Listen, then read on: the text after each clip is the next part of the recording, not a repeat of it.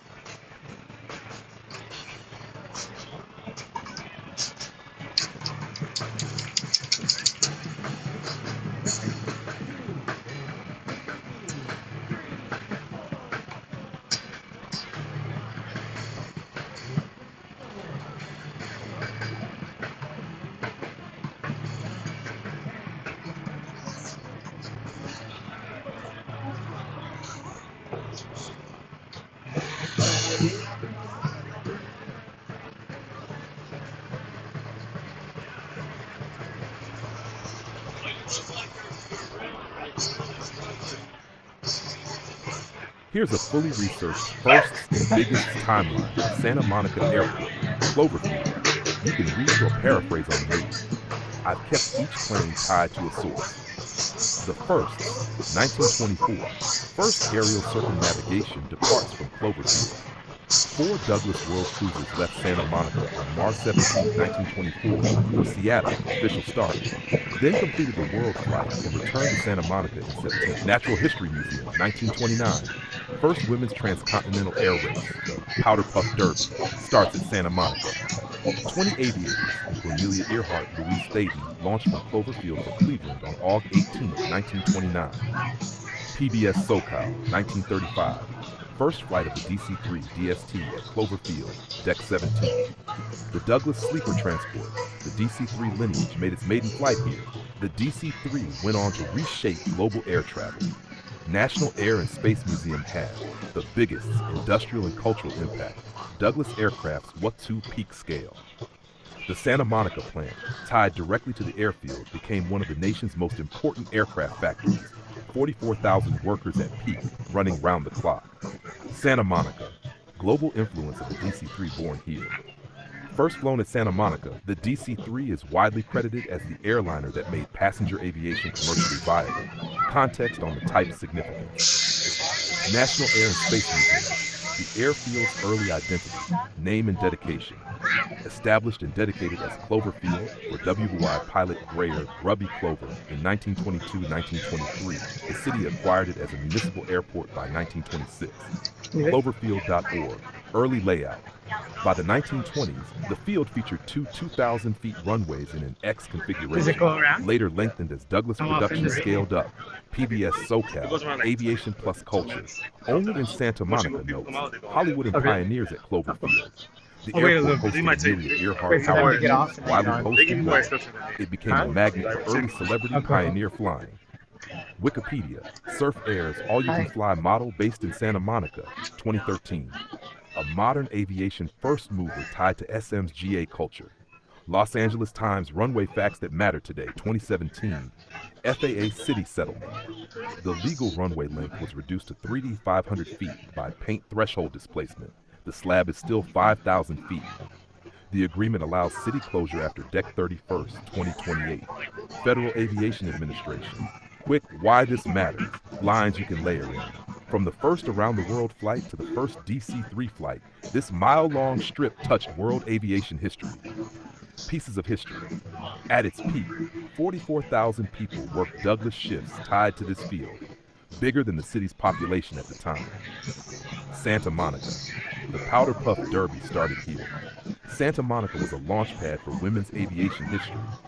PBS SoCal if you want. I can spin this into a printable one-pager or a timeline graphic after your walkthrough.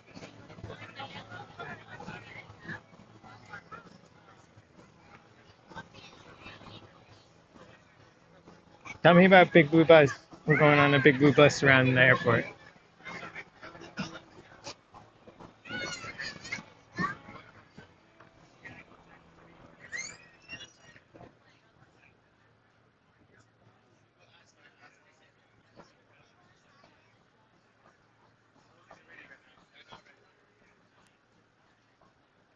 Perfect. The Big Blue Bus, BB, is itself a Santa Monica institution, and looping it around the airport ties together transit, equity, and land use.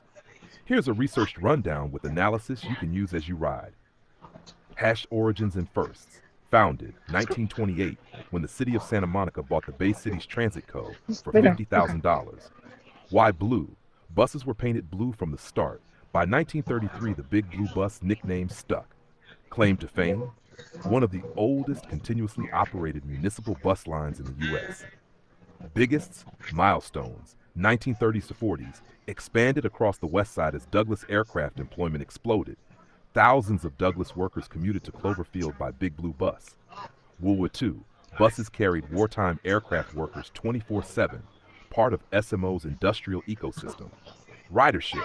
At its peak in the 1980s, BBB moved 20 plus million passengers annually. Modern fleet, over 200 buses, mostly clean natural gas, early adopter of alternative fuels. Integration.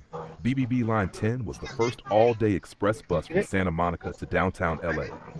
Big blue bus in the airport today. Loop route context. The bus you're on is circling the airport plateau, showing how Thank you. BBB literally rings this contested land.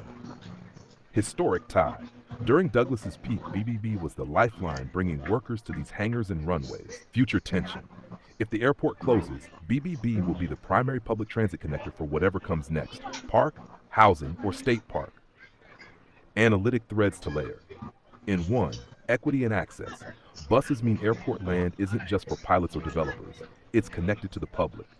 Historically, Big Blue Bus brought workers here, not just flyers. Same question today. Who will this land serve? Two, transit as land use lever. If this becomes a park, BBB must expand routes outside the park to make it a regional draw. If housing wins out, BBB will be expected to carry thousands of new residents, stressing already tight service. 3. Symbolism. Riding a BBB around Douglas Day shows how Santa Monica's working class blue bus identity is still circling its aviation tech gentrification identity. It's an echo of the past, from Douglas workers in the 40s to families at Douglas Day in 2025. So, as you roll around the airport, you can point out, open quote, Big Blue Bus used to bring tens of thousands of Douglas workers here every day. Now it's circling an airport that may close in 2028. Whatever comes next, park, housing, or state park, the bus is what will actually connect people to this land, close quote. Do you want me to pull ridership stats by line, routes serving Clover Park and SMO, so you can say exactly how many people BBB already carries around the airport today?